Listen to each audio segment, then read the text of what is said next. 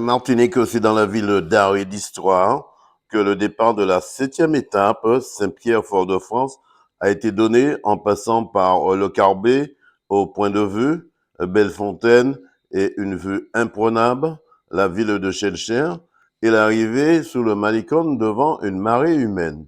C'est Sarah Énergie Nouvelle, autodistribution, qui remporte cette 7e étape et endosse aussi le maillot rouge de leader, suivi de Joseph Cotrel de Leadermat, Prince en 3e position, et en 4e position, l'UFR Chamflore, et 5e position, l'équipage Rosette Lapalooza. En 6e position, Plus Belle Prince, et en 7e position, CFA Union Formation RSMA Martinique. Écoutons quelques réactions. Loïc Santalicant, président du comité de course. Alors Loïc, quel bilan peut-on tirer de l'arrivée de hier aussi? On a vu arriver un grand Mapipi qui est l'UFR Rosette, pas l'UFR Rosette, l'UFR directement qui est arrivé. Les trois grands Mapipi qui se sont bagarrés sur cette ligne d'arrivée. Et ce matin, quel bilan peut-on faire de cette 7e et avant-dernière étape? Alors effectivement, l'arrivée de hier était, j'ai envie de dire, magistrale. Trois yoles qui se bagarrent depuis le début de l'étape pendant 4 heures de course et un finish extraordinaire sur la ligne. Donc une j'ai envie de dire, des plus belles arrivées jusqu'à maintenant. Et aujourd'hui, pour l'étape d'aujourd'hui, eh ben, ça risque d'être très serré. Et au niveau de l'arrivée de Fort-de-France, ça risque de se bagarrer dur encore. Selon vous, votre expérience, est-ce que cette 7e étape est une étape de vérité? Vous savez, tant qu'on n'arrive pas au bout du bout, on dira le coup de sifflet de l'arbitre. Le coup de sifflet final, on ne peut pas savoir. Tout est possible. Tout reste possible. Tout reste possible. Donc on ne va pas se prononcer trop tôt là-dessus. Mais en tout cas, les choses sont en train de se mettre en place pour un final. Avant dernière question, Louis, comment se porte votre comité? Eh bien, le comité se porte très bien. Jusqu'à maintenant, de belles choses. On voit un beau tour qui se dessine et qui est en phase de finir, mais de belles choses. De notre côté, tout va bien. 100% Sport vous souhaite de ne pas baisser les bracelets pour retrousser vos manches. Merci. Alors, Jean-Jacques Soutarson, je suis adjudant au sein du service territorial d'incendie et de secours de la Martinique et je fais partie de la brigade de la citoyenneté. Alors, parlez-moi un petit peu de cette brigade de la citoyenneté. Alors, la brigade de la citoyenneté, nous intervenons sur toute la Martinique, dans les établissements scolaires, à la demande de certaines associations ou organismes, pour sensibiliser le grand public aux gestes qui sauvent, à la sécurité en général. Comment le public perçoit votre démarche? Alors, c'est une bonne démarche parce que pendant ce Tour des Yoles 2025, il a été décidé effectivement de mettre en place une brigade tournante. Donc, durant 3 jours, nous avons sillonné un peu la Martinique au niveau des arrivées pour sensibiliser la population à tout ce qui est gestes qui sauvent et aussi, bien sûr, la sécurité de manière générale. Très bientôt, un exercice du dévidoir au Lamentin. Alors oui, c'est vrai qu'il y aura effectivement le relais du dévidoir au Lamentin. Ça, c'est dans le cadre de la fête patronale et c'est quelque chose qui est cher à la caserne du Lamentin. Mais c'est vrai que ça n'empêche que nous aussi, on peut sensibiliser la population à tout ce qui est coup de soleil, consommation d'alcool, gestes de premier secours, parce qu'il y a la foule.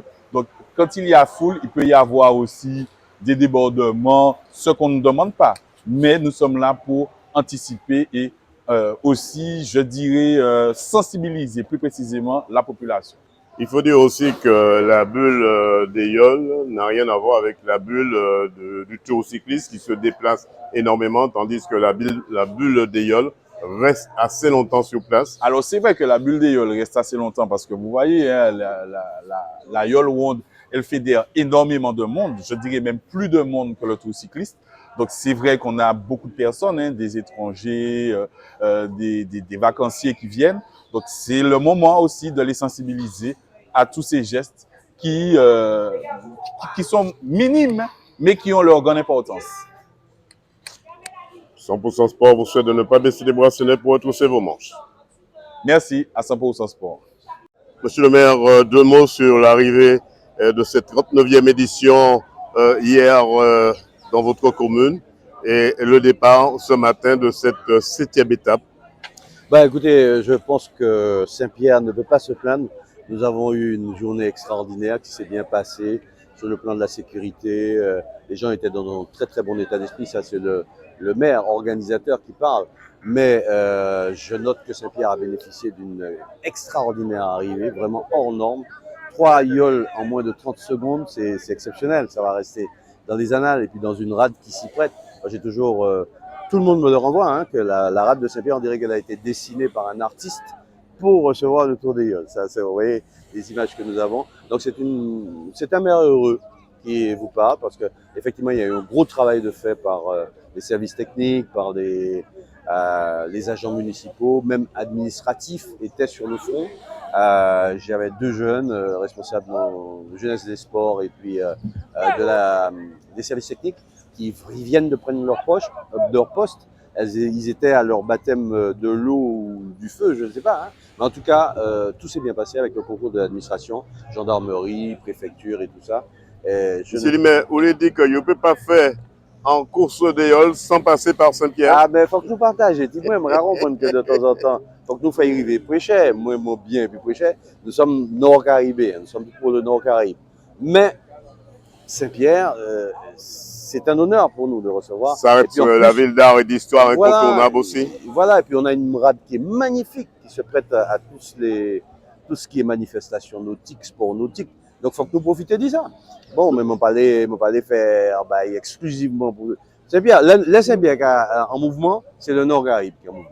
C'est comme ça que je ça. Et puis mes Caribéens, et puis même Montrouge, pas dans même Montrouge, mais nous c'est des Nord-Caribéens, je supporter Chanfleur. C'est ce lionnage là que vous mettez en place et que vous avez cet état d'esprit aussi. Parce que c'est comme la Yole. On ne pourra réussir l'avenir de nos villes respectives qu'en équipe. C'est la Nord-Caraïbe, mais même au-delà, c'est le Nord tout court. C'est le vice-président en charge du développement économique de Cap-Nord qui parle ici. Il nous faut jouer tous les atouts du Nord pour réussir individuellement et pour notre population surtout. Voilà. Monsieur le maire, 100% Sport, KMT Télévision vous souhaite de ne pas baisser les bracelets pour retrousser vos manches. Comptez sur moi. Merci. Voilà, une 7e étape Saint-Pierre-Fort-de-France qui s'est très bien déroulée, mais petit bémol, le maillot rouge de leader change d'épaule. C'est Sarah Énergie Nouvelle Autodistribution qui endosse ce maillot rouge de leader devant l'UFR Chanfleur et devant une marée humaine qui, là encore, avait fait le déplacement pour cette arrivée. Et c'est TDM EDF qui vous dit « ça pas à faire ». Reportage Daniel Diaz, 100% Sport, KMT Télévision.